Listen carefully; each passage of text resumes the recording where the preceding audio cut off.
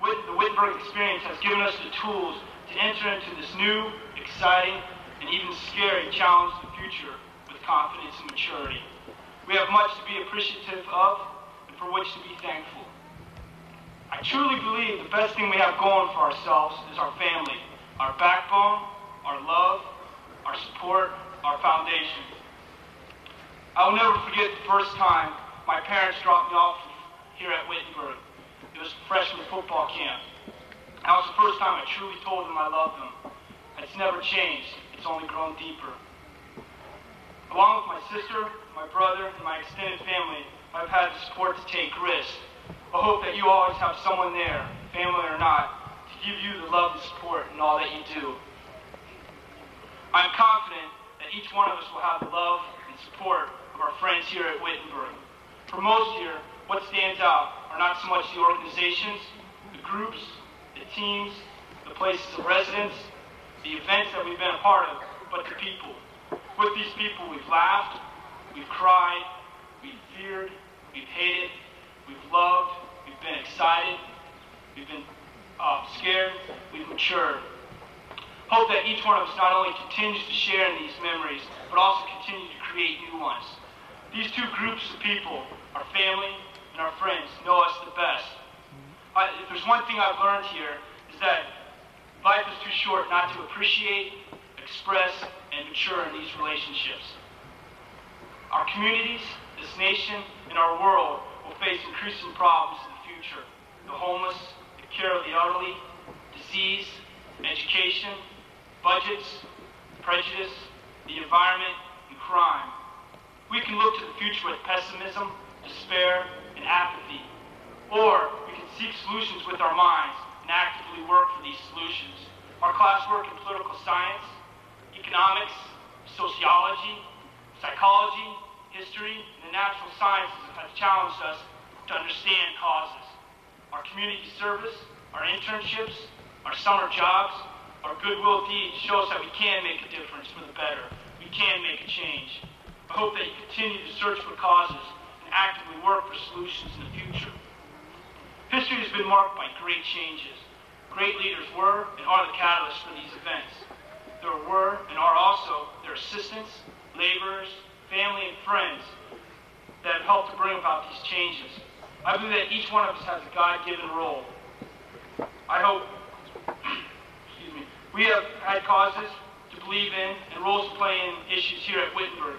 Each one of us has the power to continue to change these roles in our companies, organizations, families, governments, schools, and communities that we're a part of in the future.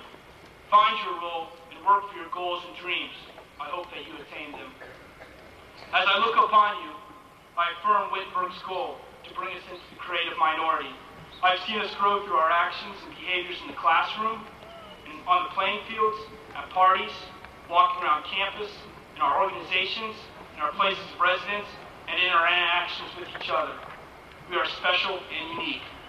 We are proud, free, hardworking, loving, well-rounded, creative, and open-minded people. Cherish this and never lose these qualities, my friends. But as a minority, let us not become associated with prejudice and hate and ignorance, as unfortunately many people have. Rather, let us be leaders for others to fight prejudice and hate and work for equality. Let us educate others that prejudice does exist in the world today, that it is destructive, and that it must be eliminated. Too many great people and ideas have been suppressed because of prejudice and hate. Let us work to prevent this from ever happening again. We are all equal. There's too much good in this world to let prejudice and hate exist. We have had to respond to many changes, my friends, these past 4 years here. Changes in curriculum, changes in our Greek houses with risk management, changes in rules of social behavior, budget allocations and reallocations, and changes in personnel. I believe that Wittenberg is a better place now. The students are more responsible and accountable for their behavior, and more appreciative, and use more efficiently the time and resources available to them. We face constant change in the future, at home, in our communities, in our places of work, let alone the world. Let us look to these changes in the same way. As we move on today, to new challenges. Let us never forget what we have created in ourselves and among each other these past 4 years. The future will be full of highs and lows, just as here at Wittenberg. In our highest moment, let us never forget the impact of these past 4 years. And let us, at our lowest moment, never feel alone and discouraged, for our friendships and experiences here are too strong to keep us down. On behalf of the class of 1992, I'd like to thank our parents, our friends, the Wittenberg administration, faculty and staff, and the Springfield community who have been our #1 fans these past 4 years. Thank you very much. But it's kind of an exam. It's important for me to know whether you know what I'm going to sing, and then if you do know it, it's important that you help me out because it's relevant to everything I want to say and do. Now, when I say you, I'm expecting the faculty to help sing as well. I am so certain that you know this, that the good news is that I am not going to sing out loud, I'm going to sing silently. But while I am singing, in my head, I'm going to make some gestures. And when you figure out what I'm doing, get in sync with me and make the gestures with me. Got it? Watch me.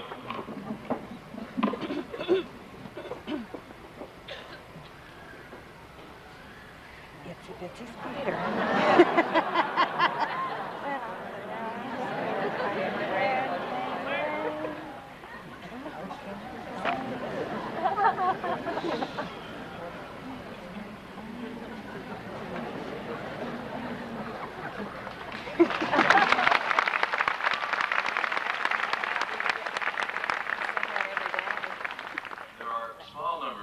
Sitting with their arms crossed thinking, what on earth is happening? Do it out loud with me. Itsy bitsy spider went up the water spout. Down came the rain and washed the spider out. Out came the sun and dried up all the rain. And the itsy bitsy spider went up the spout again.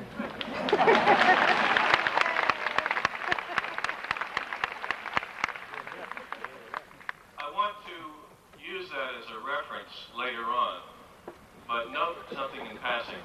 One, that almost every last one of you knows that song. That I got about this high with my hands and this light bulb goes off and the whole crowd of, oh ho, we know that. Also notice two things that went with it. One was laughter, sense of smiles and delight. And you enjoyed it so much and thought you did so well that you applauded yourself.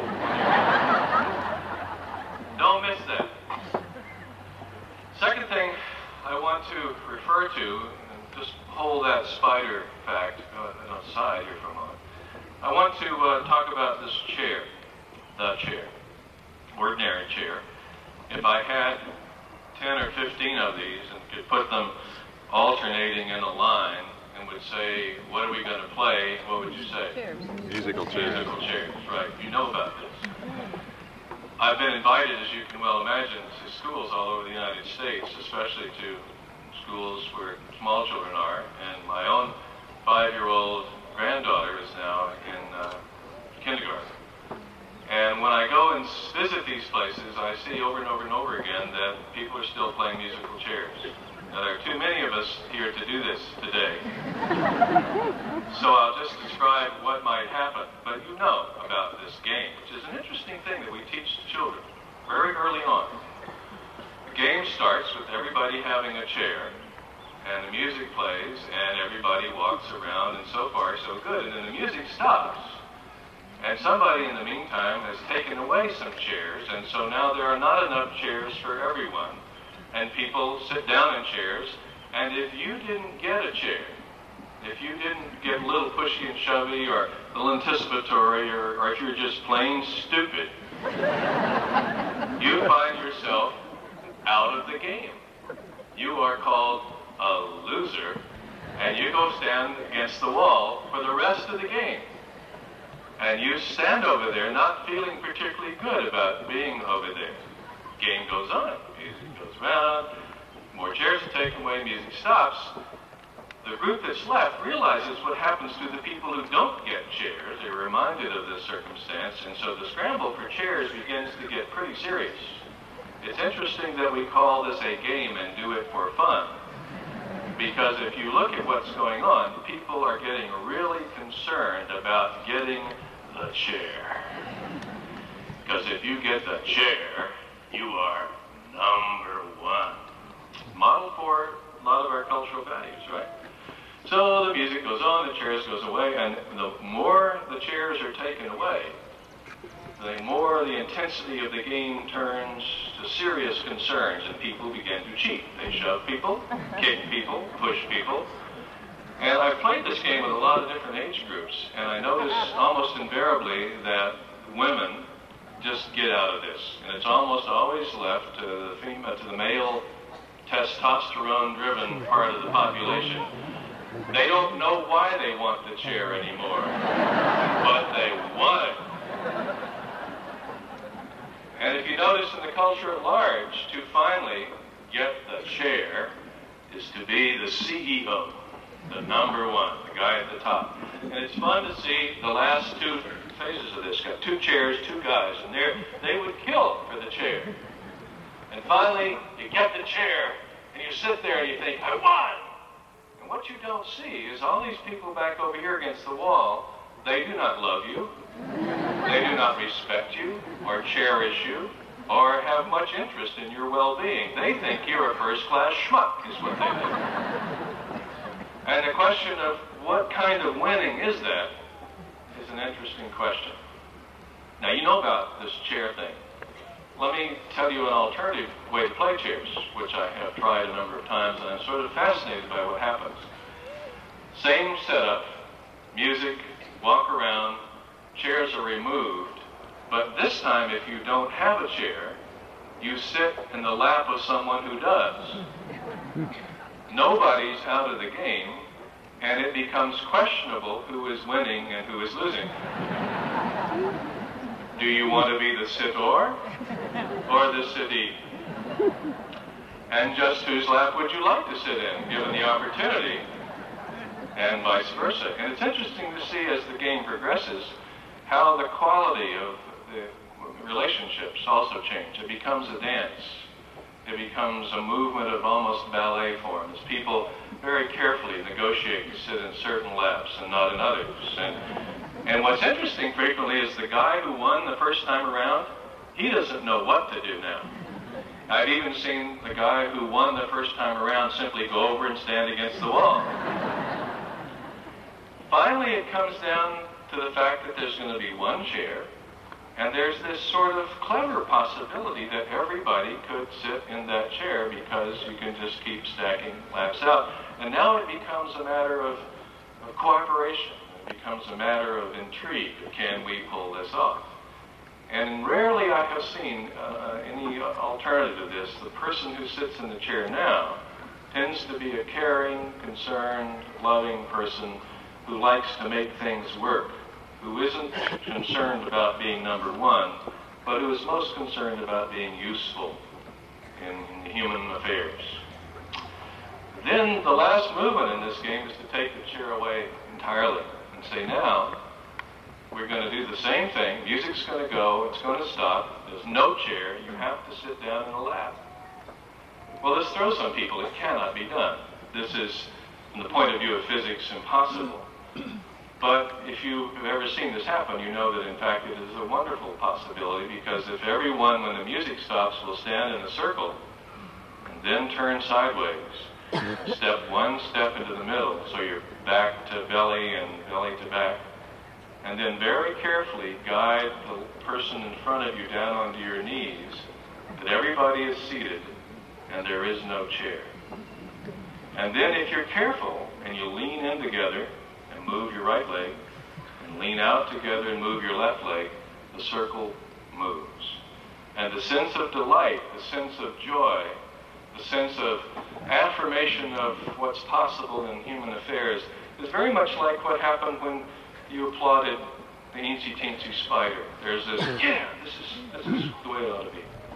But instead of winners and losers, we have figured out through the most powerful tool of the human enterprise, imagination, some way to keep everybody in the circle, and to end up with delight, not animosity. There are possibilities. Well, I won't string that out. I think you could see how that metaphor could be used, and if you've never done that, had that experience, try it sometime. So you got the spider, which you know, you got musical chairs, and a shift of the paradigm. As a third reference, I want to tell you my favorite story. Of all the stories I've been involved in, I think this one is the one that comes back to me in my life more often than not. It's a story about a kid named Norman and a teacher. And the teacher was a teacher of drama. She was a specialist in drama, but she was a kindergarten first grade teacher. Extremely well known for her accomplishments with children. And she was invited to a state teachers conference to do something of dramatic nature with her class. Well, being a first class teacher, she went to the class and said, here's what we've been asked by some grown-ups to do this, and, well, what would you like to do? Well, much to my surprise, the children chose something that all of you know. Unlike what you might think, they picked Cinderella, the classic story of good luck and something wonderful happening. It doesn't go away. It's why 45-year-old guys play the lottery. Someday it's going to hit me. Anyhow, they divided everybody up, and everybody got a part except one kid, Norman. I started to say Norman is under tall or short, but that's not politically correct language. He was vertically unqualified and horizontally overqualified. And metabolic, well, we can get into this. You know the politically correct thing for dead these days is metabolically disadvantaged. So you have to... Anyhow, Norman is short, in fact. And he doesn't have a job in the play. And so the teacher says to him, Norman, what are you going to be? Everybody else has got a job, and the part in the play, you got to get part of this. Norman says, well, I'm gonna be the pig. Teacher says, Norman, there's no pig in the story of Cinderella. Norman says, well, there is now. The teacher looks at Norman and she thinks, well, there's sort of typecasting here. Norman is kind of piggy, and nobody else knows what the pig's supposed to do or wants to be the pig. So the teacher goes one step forward, where she might have just said okay, but she says to him, congratulations, Norman, you are the pig. Work on it. Well, if you had been there the night of this remarkable performance, you would have seen that Norman had adopted for himself one of the great all-time walk-on parts in theater, because he had simply decided that he was Cinderella's personal pig, and where she went, he went. He sort of had, Mary had a little lamb confused with Cinderella, but there he was. The other extraordinary thing about Norman's part in this is that Norman had no lines. He said nothing. He simply reflected in his demeanor, in his face, what was going on in the story. So if it was exciting, Norman looked really wired up about it. If it was really sad, Norman looked like he was about to cry. It was like having a porcine Greek chorus in the middle of Cinderella, adding a whole new dimension of depth to this ordinary story. Well, come the end, when Cinderella comes on stage and she's waiting for the prince, and the prince shows up and he's got the shoe and he sticks the slipper on, and she's it, and they embrace and roar off to live happily ever after. Norman finally broke his silence by leaping to his back feet, dancing around the stage, and barking. Teacher said to him in rehearsal, Norman, I don't know how to tell you this, but there may be a pig in this story, but pigs don't bark. And Norman said, well, this one does. One of the lovely things about being there to see this is that the teachers did what's appropriate. As the children came back on stage, they applauded them. They had all done a good job. But when Norman showed up, they gave him a standing ovation. Because the teachers knew that the real Cinderella in this deal was not the pretty little blonde girl who got the slipper, but it was Norman, the dancing, barking pig. I suspect that the class of 1992 of Wittenberg College has in its ranks a lot of dancing, barking pigs. People who, all these people back here would say, yeah, there's one down there and there's one over there. The weird ones. In fact, we all think of ourselves as the weird ones from time to time. And we would all, like Cinderella, like it if someone noticed us. Like it if someone enabled us. If someone said, you, I see you. Be the pig. Be the best pig there ever was, but be it. See, that's something not to miss in this story. It's easy to think the story is really about Norman, but it's not. It's about Norman and the teacher. That person who enables, who says, come on, you're the pig, congratulations on your pigginess. So it is with this occasion today. It might seem that this occasion is about all these dancing, barking pigs out here. Remember, Martin Luther himself could be described as a barking pig in the sense that he said, no, this is not the way it is. On a much more adult level, he took a stand, you remember? Says, this is me, as with Norman the barking pig. But this occasion is not just about you. It is also about the other side of that equation, all these people up here. I don't know how you're going to take this, but you're going to look like that someday.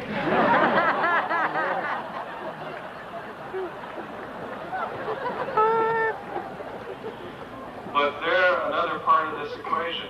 They are the teachers who said, come on, pigs, let's dance, let's bark, let's change the nature of the story to fit you into it. And I suspect sometimes you might think that, well, they're just glad to see this turnover. Here's another crop of cookies out of the oven, but not so. To stand around behind the scenes, see them look at you as you go by, to see their sense of almost to the point of tears and lumps in their throats. Because you don't realize this, but you've been their teachers. You've been their enablers. You've been ones who said, give me the best.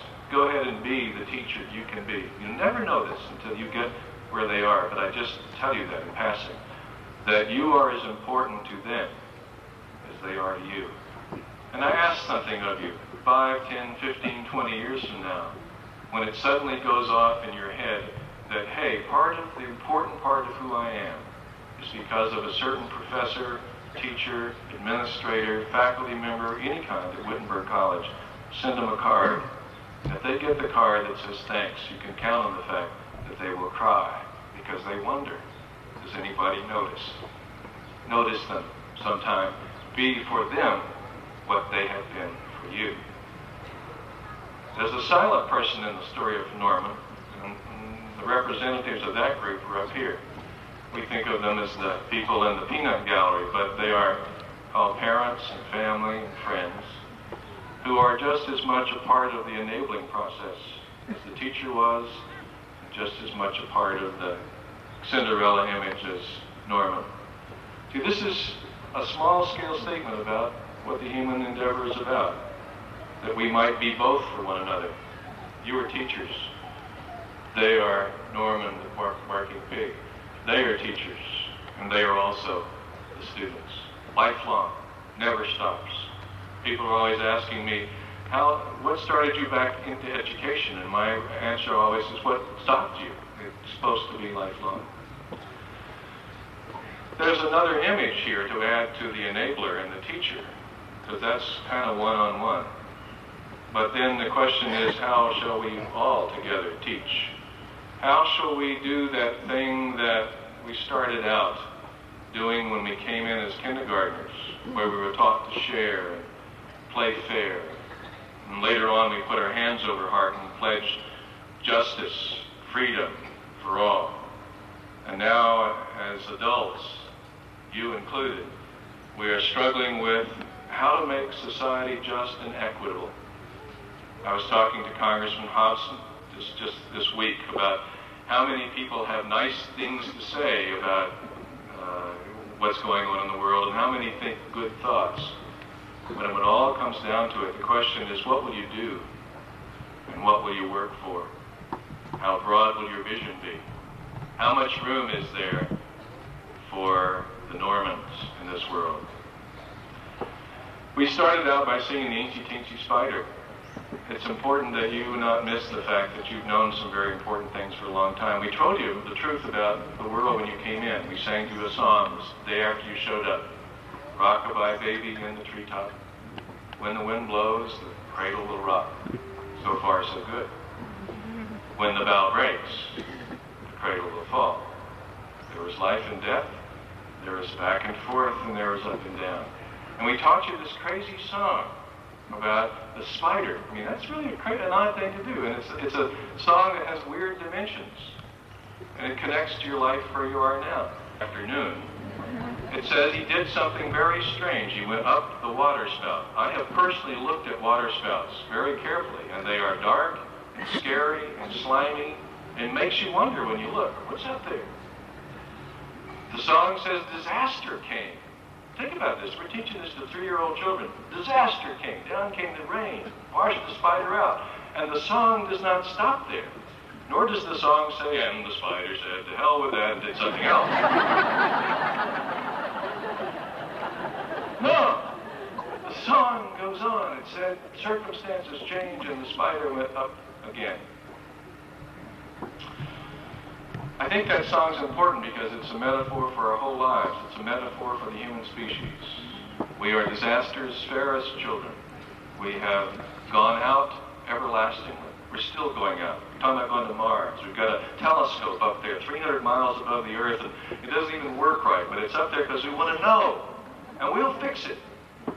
We've survived dinosaurs, and we've survived disease, and we've survived all sorts of terrible, terrible events in the human endeavor, and we're still here. Water comes down and we go up the spout again. And I think the biggest issue of all is that this going out not be solitary. The question in our culture at the moment is one of justice. How shall we equitably divide the resources of the human experience? And the answer is, with enough imagination, we can all sit in the circle together. And the answer is an answer that you were given when you were in kindergarten, that when you go out in the world, one must watch out for the traffic of the world, to hold hands and stick together. I give the class of Wittenberg College of 1992 a blessing, the barking pig's blessing. May the sun of many days such as this shine upon you.